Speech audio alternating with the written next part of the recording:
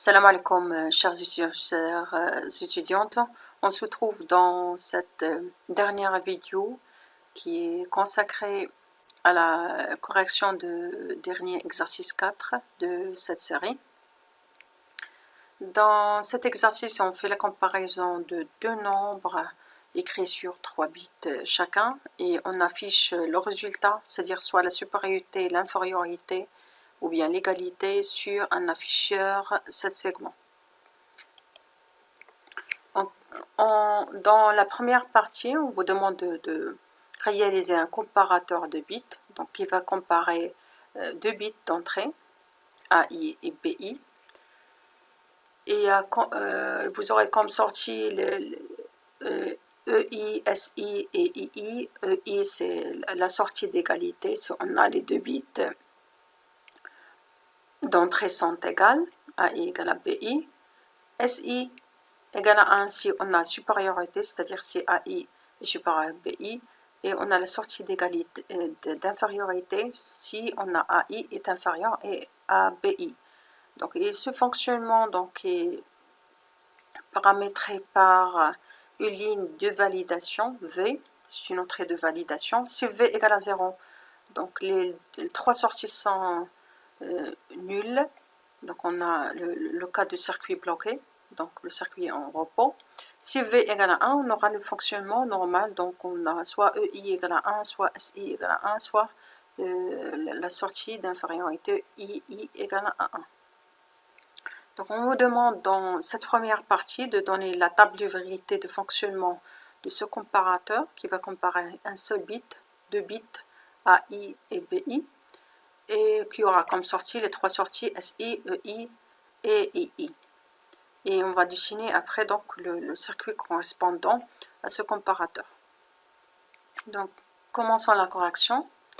On donne la table de vérité. Donc, si V égale à 0, donc quelles que soient les entrées A et BI, on aura des 0 sur les trois sorties EI, SI et EI. Si on a V égale à 1, on aura le fonctionnement normal. Donc, quand est-ce qu'on aura l'égalité? On aura l'égalité si AI, BI sont les deux égale à 0, ou bien si les deux bits A et BI sont égales à 1. Donc à ce moment-là, on a l'égalité.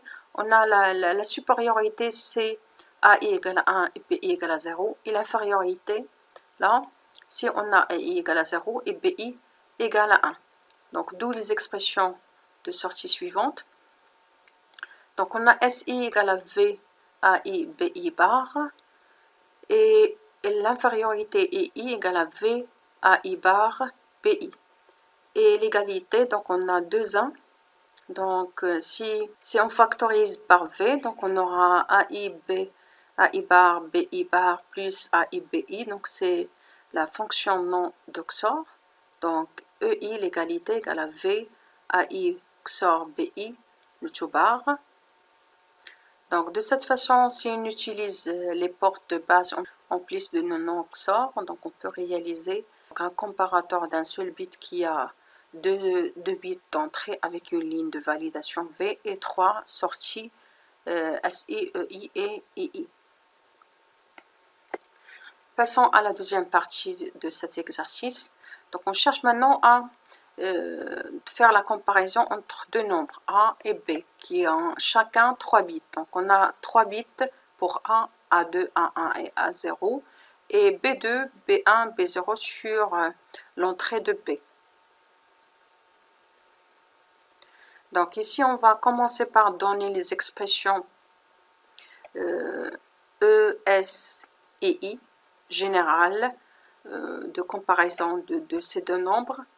Donc ici, on va réaliser un comparateur général de 3 bits qui a comme entrée les 3 bits du nombre A et les 3 bits du nombre B. Et comme sortie E, S et I, on doit normalement réaliser ce comparateur général de 3 bits en se basant du comparateur d'un seul bit.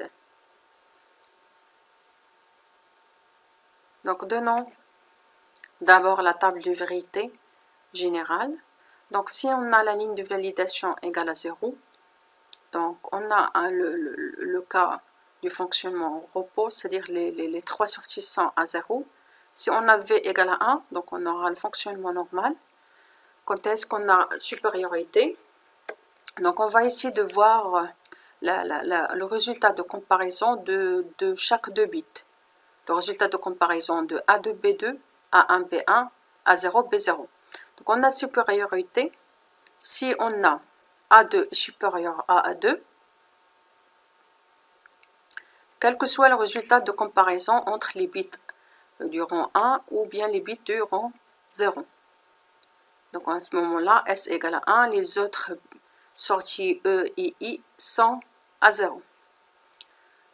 Si A2, le bit A2 est inférieur au bit B2, donc quel que soit le résultat de comparaison entre les bits du rang 1 ou bien les bits du rang 0, on a l'infériorité, c'est-à-dire I égale à 1 et bien sûr les autres sorties sont à 0.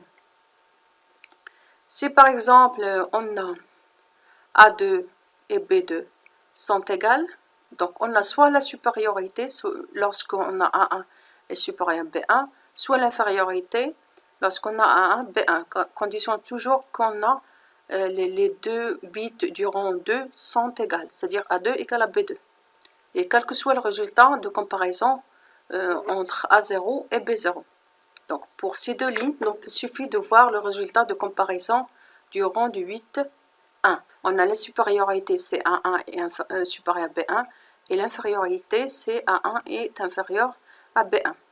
Maintenant, si on a l'égalité entre A2, B2 et A1, B1, pour ces deux lignes, donc on doit voir le résultat de comparaison du premier rang, c'est-à-dire du rang numéro 0, du bit du rang numéro 0.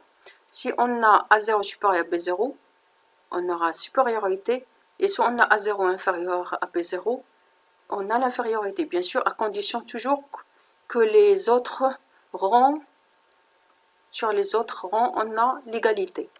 Et bien sûr, l'égalité générale, donc elle est réalisée si on a tous les bits du même rang sont égales. C'est-à-dire ici, lorsqu'on a 3 bits, on a l'égalité si on a A2 égale à B2, A1 égale à B1 et A0 égale à B0. Donc on peut résumer que S égale à 1 pour ces trois cas. On a la supériorité si A2 est supérieur à 2. Donc quel que soit le résultat des autres blocs de comparaison. On a aussi la supériorité si A1 est supérieur à B1 et à condition, c'est-à-dire et A2 égale à B2. Et on a aussi la supériorité, c'est A0 supérieur à 0, si et seulement si, bien sûr, avec la condition que A1 égale à B1 et A2 égale à B2. Le cas d'infériorité, donc, il est assuré pour ces trois 1, c'est-à-dire lorsqu'on a A2 est inférieur à B2, ou bien si on a A1 inférieur à B1 avec la condition toujours que A2 et B2 sont égales, ou bien si on a A0 inférieur à B0, bien sûr avec seulement si c'est A2 égale à B2 et A1 égale à B1. Et l'égalité est assurée si seulement si les 3 bits donc, de chaque rang, donc les bits de chaque rang sont égales. On peut la résumer sur ce qu'on a dit sur les expressions de S. Donc on a S, si seulement si, donc on a supériorité pour le troisième bloc,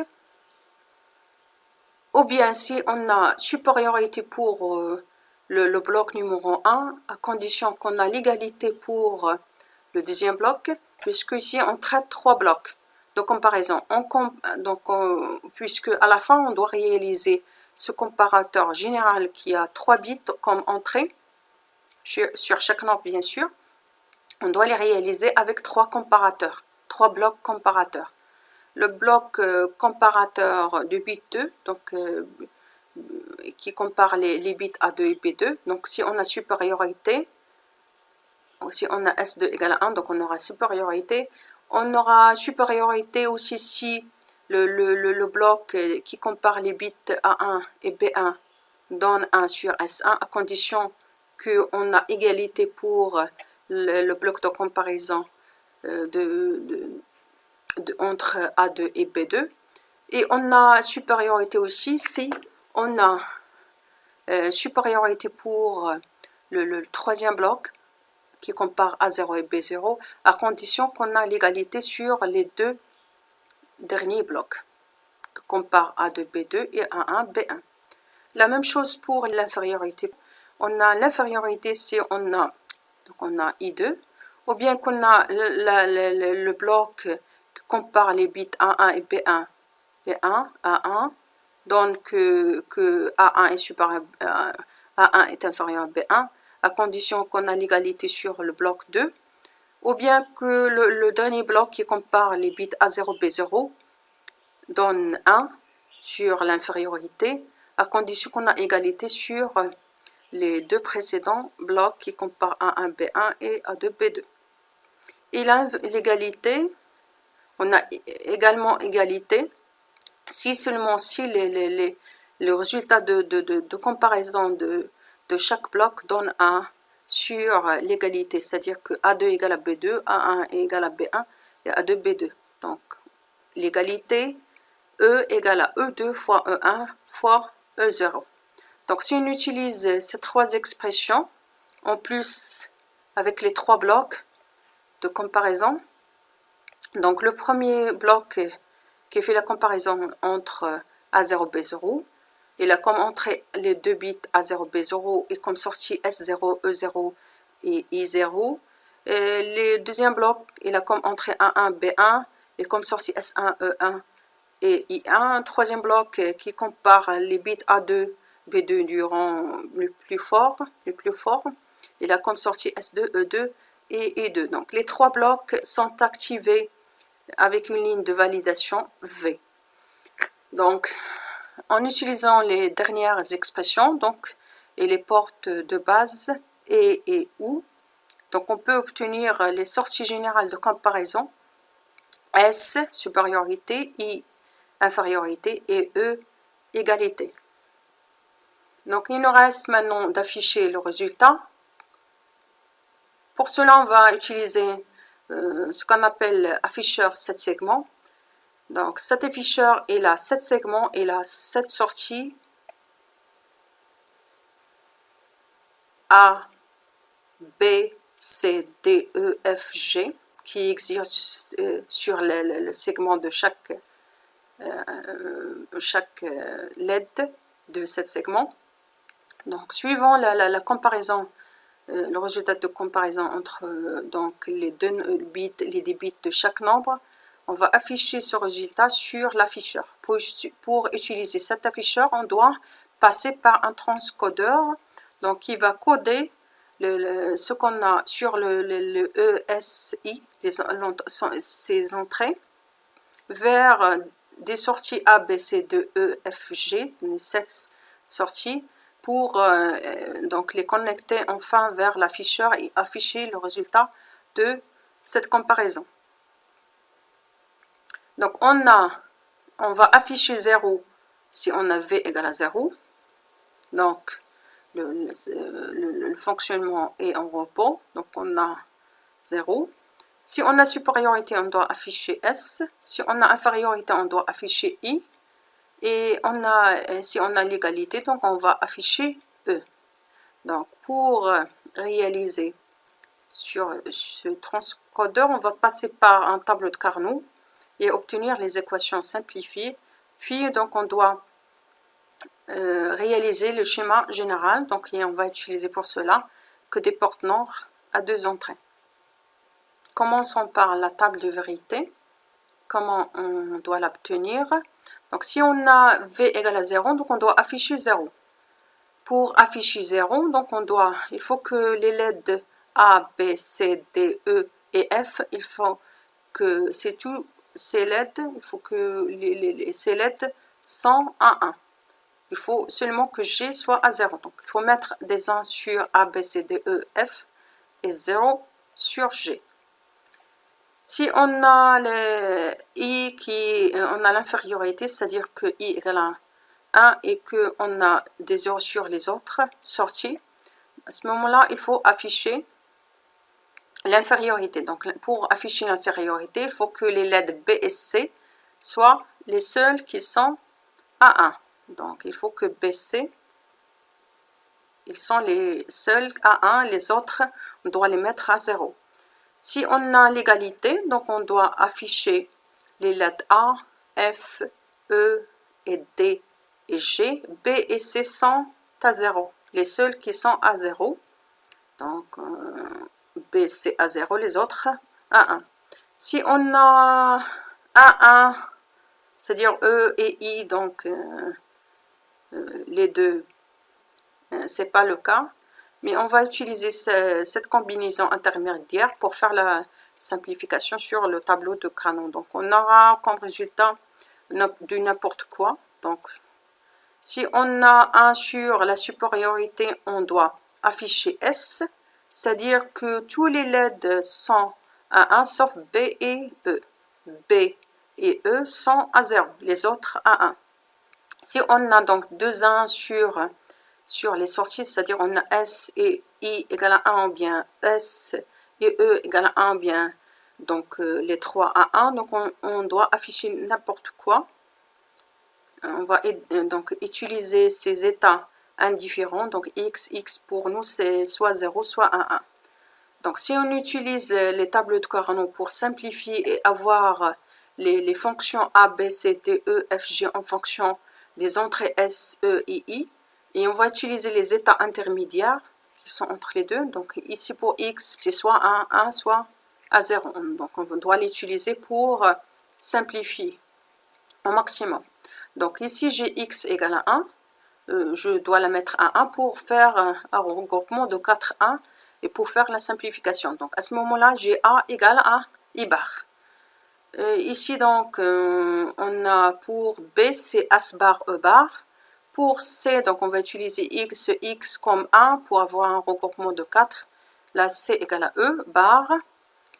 Pour D, donc on va utiliser aussi l'état indifférent x comme étant 1 pour avoir un regroupement de 4 et simplifier, avoir D égale à I bar. Donc là, A égale à D égale, et 200 égale à I bar. Pour l'autre, pour E, donc vous avez E égale à S bar, E bar. Il y a un regroupement de 2 1. On a un autre regroupement de 4 pour F, F égale à I bar, égale à D égale à 1. Et enfin, donc pour G, donc on a un regroupement de 2, 4, donc 4, les 4 comme ça. Donc ça va me donner G égale à ES. Donc d'où les expressions, donc on trouve que A égale à D égale à F, c'est 3, égale à I bar.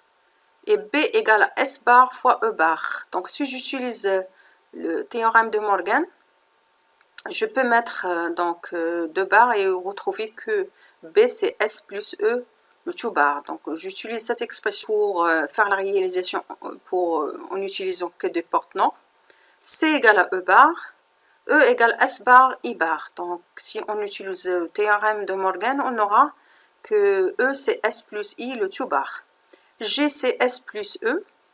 Le S plus E, le tout bar, c'est quoi? C'est B. Si je mets B bar ici, j'aurai que B bar égale à S plus E. Donc G pour nous, pour minimiser l'utilisation des portes, je vais mettre que G c'est B bar. Donc de cette façon, pour faire la réalisation, j'ai A égale à D égale à F égale à I bar. C'est un inverseur pour nous. Donc, si on utilise NOR à 2 entrées, donc on va utiliser une porte NOR à 2 entrées utilisée comme inverseur pour réaliser A, D et F. On va utiliser une autre porte NOR pour réaliser B, donc elle aura comme entrée S et E. Un autre inverseur pour C, pour inverser E, retrouver C. Une autre porte pour réaliser E, donc c'est S plus I, le tout bar, c'est une porte NOR. On va utiliser un autre inverseur en utilisant une porte NOR à 2 entrées pour réaliser G. Donc il suffit d'inverser une autre fois B. Donc de cette façon, on aura besoin de 5 portes NOR en tout pour faire le transcodeur qui va passer donc des entrées S, E, I vers les sorties qu'on doit donc les connecter à l'afficheur 7 segments. Donc, si je mets le cas où on a S, E, I sont à 0, donc j'aurai comme résultat 0. On a ensuite 3 autres cas. On a l'égalité si on a 1 sur E et 0 sur S et I. Donc, on a le cas d'égalité. Ça permet d'afficher sur l'afficheur E. Si on a l'infériorité, donc ça va afficher I. Et si on a la supériorité, ça va s'afficher S. Vous pouvez vérifier sur le logiciel Logisim.